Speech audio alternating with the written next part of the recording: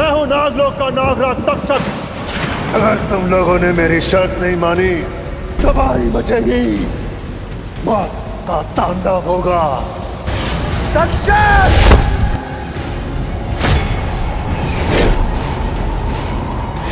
तेरा ये सपना कभी पूरा नहीं होगा नागराज।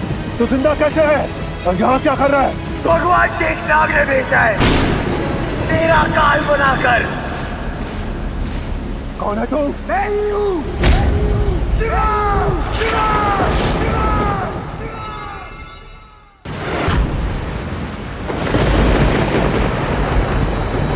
अरे गांव वालों सुनो, हमारे गांव के एकमात्र तालाब में 5 मुख वाला नाग आ गया है। इससे तालाब का पानी जहरीला हो चुका है। ये क्या बात कर रहे हैं मुखिया जी? हमारे पानी पीने के लिए एक ही तो तालाब है, इससे पानी नहीं पिएंगे तो हम तो पैसे मर जाएंगे। ये पंचमुखी नाग हमारे ही गांव में क्यों आया, और अगर आया तो हमारे ही तालाब में क्यों छुपा मुखिया जी? हमने अपनी आंखों से देखा है, वो 5 सिर वाला नाग जख्मी है। अगर वो इसी तरीके से तालाब में रहा तो हम सब प्यासे ही मर जाएंगे।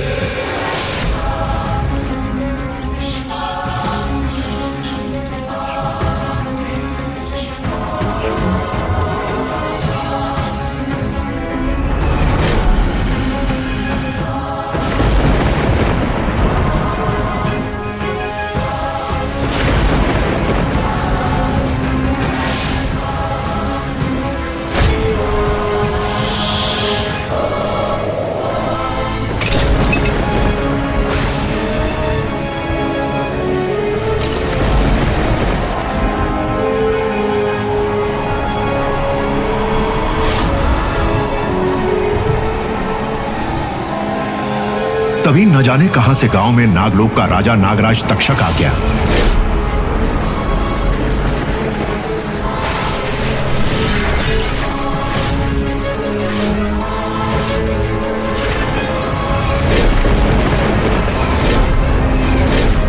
और उसने गांव वालों की मदद करने की बात कही। देखो गांव वालों, इस 5 मुख वाले नाग को तालाब से बाहर निकालकर मैं तुम्हारी मदद कर सकता हूँ। लेकिन तुम हो कौन और हमारी मदद क्यों करना चाहते हो? मैं हूं नागलोक का नागराज तक्षक। इस 5 मुख वाले नाग से केवल मैं रक्षा कर सकता हूं, किंतु मेरी एक शर्त है। नागराज तक्षक की शर्त सुनकर गांव वाले सन्न रह गए। अब तो जाग जाओ भैया, हम सबको आपकी बहुत जरूरत है। नागराज तक्षक, तुम ये कैसे सोच भी लिए कि तुम्हारी नामुमकिन शर्त को हम मंजूर कर लेंगे? गांव का कोई भी लोग तुम्हारा मदद नहीं करेगा।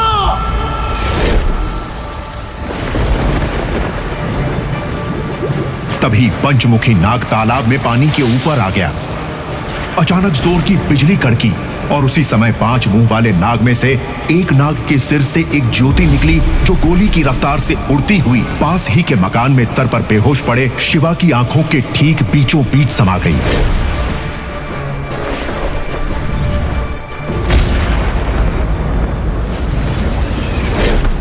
अगर तुम लोगों ने मेरी शर्त नहीं मानी तो इसका अंजाम बहुत बुरा होगा।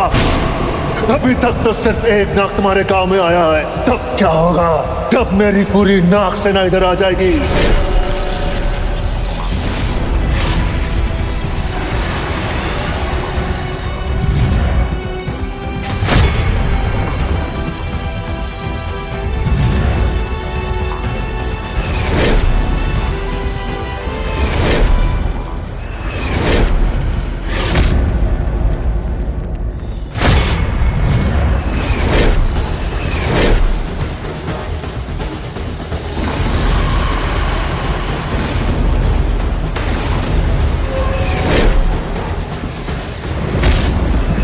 तबाही मचेगी, मौत का तांडव होगा। उसका एक नमूना अभी देख रहा हूं। तक्षक!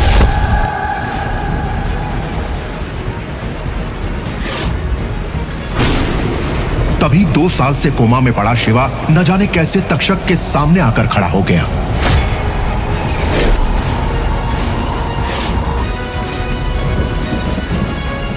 मेरा ये सपना कभी पूरा नहीं होगा नागराज।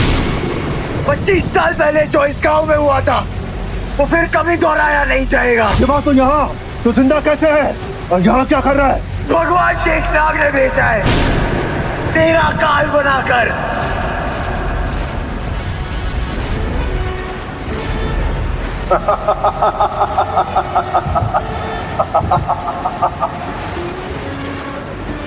शिवा, तूने मेरे सामने आकर मेरा काम आसान कर दिया। अब देख, एक क्षण में तेरा अंत करता हूं मैं।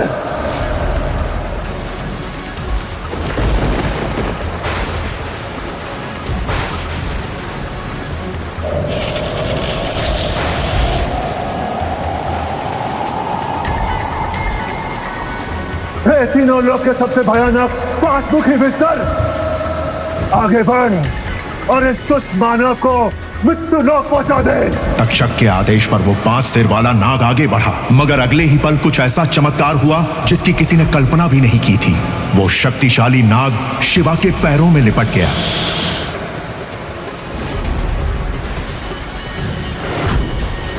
ये कैसे हो गया? तू शिवा नहीं हो सकता। कौन है तू? मैं ही हूँ, मैं ही हूँ। शिवा, शिवा, शिवा, शिवा, शिवा, शिवा, शिवा। सच बता, कौन है तू? तीनों लोग का सबसे खतरनाक 5 मुखी सर्प तेरे पैरों में कैसे? इसका मतलब है कि तू आखिर शिवा के पैरों से क्यों लिपट गया वो शक्तिशाली पंचमुखी नाग? 2 साल से कोमा में पड़े शिवा के शरीर में ही क्यों समाई पंचमुखी नाग से निकली वो ज्योति? तक्षक की ऐसी क्या शर्त थी जिसे गांव वालों ने मानने से कर दिया इनकार? क्या था गांव का 25 साल पुराना अनकहा रहस्यमयी अतीत और 5 सिर वाले नाग से शिवा का वो रिश्ता जिसके कारण वो नाग शिवा के जन्म लेने के बाद से ही इस गांव में आता रहा बार बार? क्या तक्षक और पंचमुखी नाग के कहर से गांव वालों को बचा पाएगा शिवा? और सबसे बड़ा सवाल, आखिर कौन है ये शिवा? वैसे तो पूरे दक्षिण भारत में ही बारिश अपने पूरे खुमार के साथ बरसती है, लेकिन शायद इस बार मॉनसून कोयम्बतूर पर कुछ ज्यादा ही मेहरबान था। मौसम में अचानक से आए इस बदलाव को लेकर आसपास के लोग आपस में बातें कर ही रहे थे। ये बरगद के पेड़ पे क्या है? गांव वाले उसे पहचानने की कोशिश कर ही रहे थे कि तभी आसमान में एक जोरदार गड़गड़ाहट के साथ बिजलियां कड़की और उस बिजली की रोशनी में बरगद के पेड़ पर लिपटा हुआ 5 मुख वाला दिव्य नाग साफ साफ दिखने लगा। अरे ये पंचमुख वाला साहब है।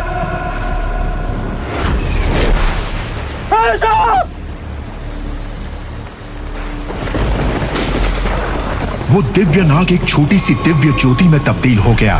तभी एक बार फिर से आसमान में तेज बिजलियां कड़की और वो दिव्य ज्योति गोली की रफ्तार से उड़ती हुई पास ही के मकान में प्रवेश कर गई और कमरे में पड़ी चारपाई पर सोए शिवा की दोनों आंखों के ठीक बीचों बीच लगे तिलक में जा समाई। शिवा का शरीर पिछले 2 साल से कोमा में था।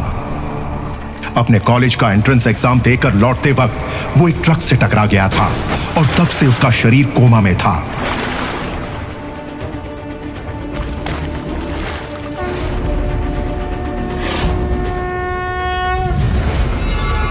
लेकिन साथ ही साथ उसकी कुंडलिनी शक्ति भी जागृत हो गई थी और उसकी आत्मा उसका शरीर छोड़कर भटकते हुए नागलोक जा पहुंची थी।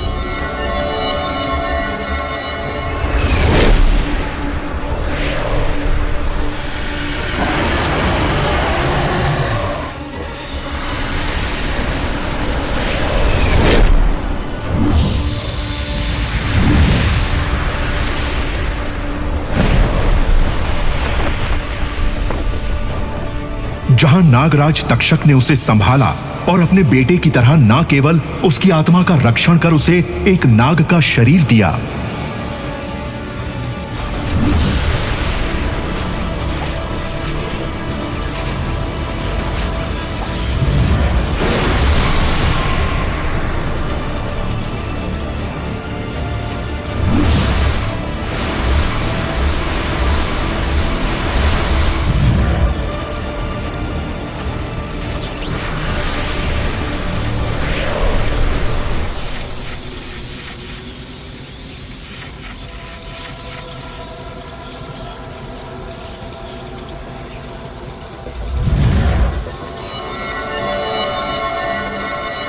बल्कि इन 2 सालों में शिवा की आत्मा को 2000 साल की तपस्या का फल प्राप्त करके ब्रह्मांड की सारी शक्तियां अर्जित करने में उसकी मदद भी की।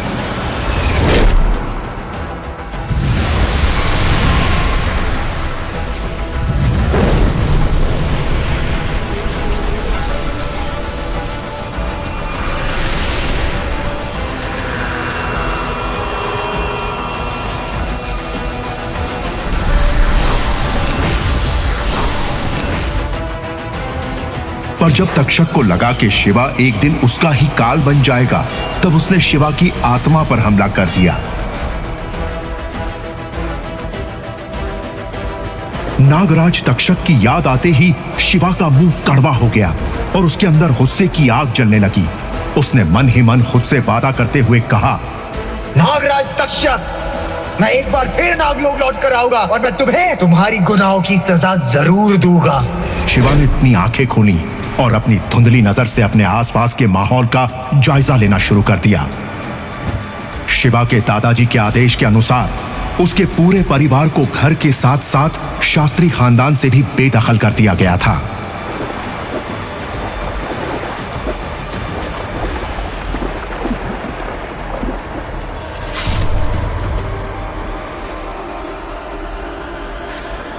शिवा के चचेरे भाई भास्कर शास्त्री ने शिवा पर हमला किया था। ऐसा न जाने कितना कुछ हुआ था शिवा के अतीत में, जिसे याद करते करते शिवा की आंखें भर आईं। एक पल के लिए तो शिवा को अपनी आंखों पर विश्वास ही नहीं हुआ। उसके सामने खड़ी वो खूबसूरत और मासूम सी लड़की कोई और नहीं बल्कि उसकी छोटी बहन मीनाक्षी थी। तभी अचानक शिवा को बाहर के दरवाजे की आवाज सुनाई थी। चतुर, तुम देखो, तुम वापस चुपचाप चले जाओ वरना मैं पुलिस को बुला लूंगी। अरे क्या हुआ?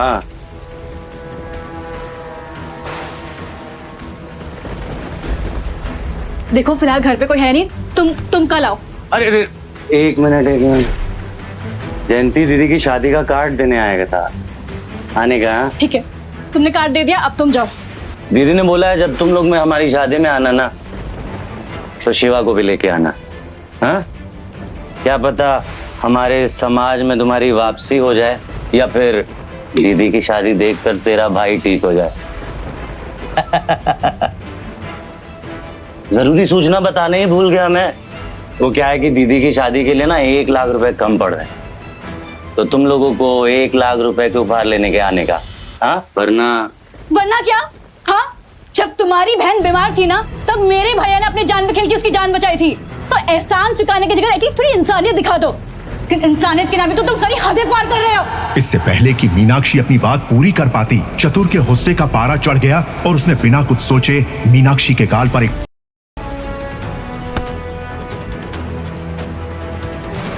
और तुझे माफ करने की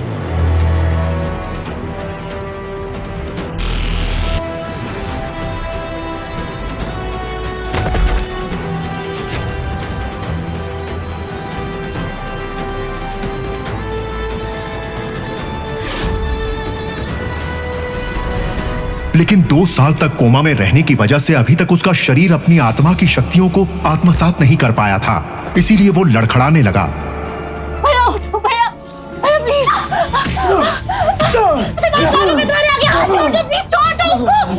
भैया को छोड़। शिवा को जमीन पर पड़ा देखकर मीनाक्षी शिवा के सामने ढाल बनकर खड़ी हो गई।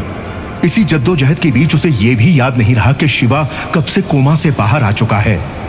मीनाक्षी की ऐसी हालत को देखकर चतुर के मन में शैतान जाग उठा। छोड़ना है ना तेरे भाई को, चल छोड़ दिया। लेकिन तभी अचानक शिवा ने चतुर को पूरी ताकत से खींचकर दूसरी तरफ फेंक दिया।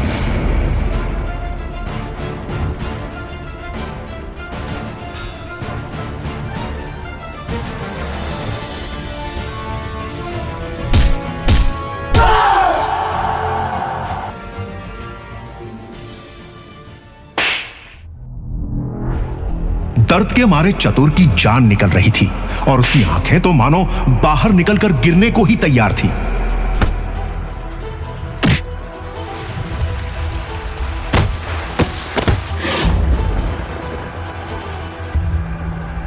उसने शादी के कार्ड को खोलकर देखा तो उस पर लिखे अपने दो दुश्मन के नाम देखकर शिवा चौंक गया। कार्ड पर दूल्हे के नाम के आगे उसके चचेरे भाई भास्कर शास्त्री और दुल्हन की जगह उसकी मंगेतर जयती अय्यर का नाम लिखा था।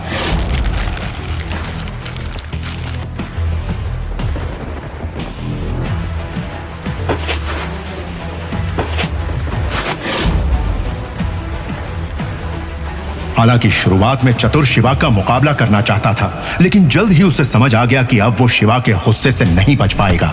इसीलिए उसने माफी की भीख मांगते हुए कहा, छोड़ दे, माफ कर दे। उसने एक हाथ से उस कार्ड को चतुर के मुंह में ठूंसते हुए कहा, जाकर उन दोनों को बोल दे कि मैं उनकी शादी में जरूर आऊंगा।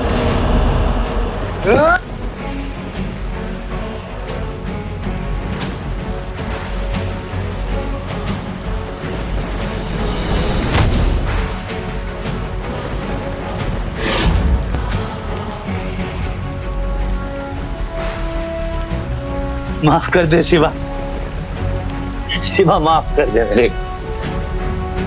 शिवा के शब्द सुनकर चतुर डर के मारे वहां से भाग गया। चतुर के जाते ही अचानक मीनाक्षी को शिवा के कोमा से बाहर आ जाने का एहसास हुआ तो उसने चौंकते हुए कहा, भैया आप ठीक हो गए। शिवा को अपने सामने इस तरह बिल्कुल सही सलामत खड़ा देखकर मीनाक्षी उसके गले लग गई और बहुत देर तक यूं ही उसके गले लगकर रोती रही। कुछ देर बाद जब मीनाक्षी के आंसू थमे तो उसने शिवा से कहा, मैं भी कितनी बुद्धू हूँ, मैंने ये सब के चक्कर में बाबा को बताया ही नहीं आप ठीक हो गए। मीनाक्षी के मुंह से पापा के बारे में सुनकर शिवा ने उससे पूछा, वैसे बाबा कितने बजे घर आ रहे हैं? वो आजकल नाइट शिफ्ट कर रहे तो उनको मैं फोन भी नहीं कर पाई। एक्चुअली आजकल वो टैक्सी चला रहे हैं। हमारा घर हमसे छिन गया, हमारा दवाखाना भी बंद हो गया, दवाखाने के सारे कर्मचारियों को निकाल दिया गया और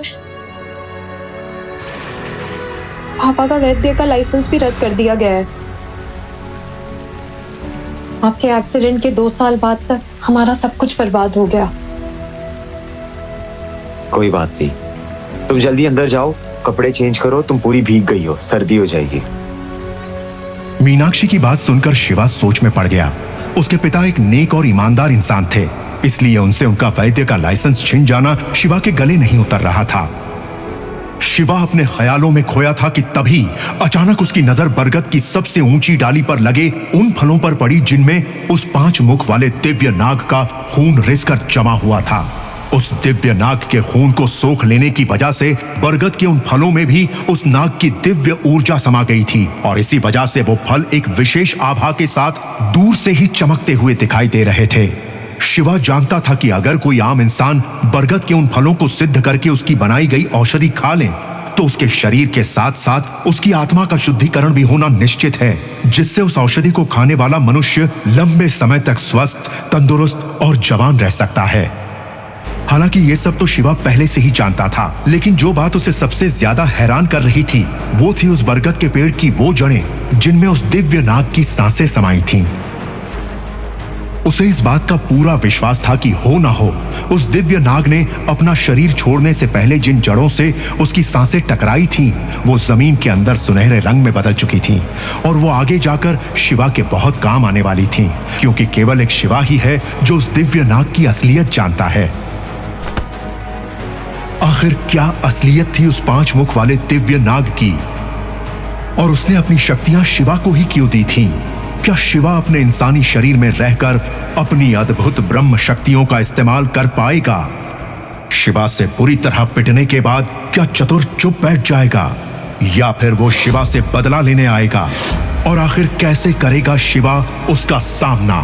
इसलिए इन सारे सवालों के जवाब और इस कभी न सुनी गई कहानी का सच जानने के लिए अभी डाउनलोड करें पॉकेट FM और सुने ये कहानी his rebirth of a destroyer Hindi में, जिसे भारत में करोड़ों लोगों ने सबसे ज्यादा पसंद किया है।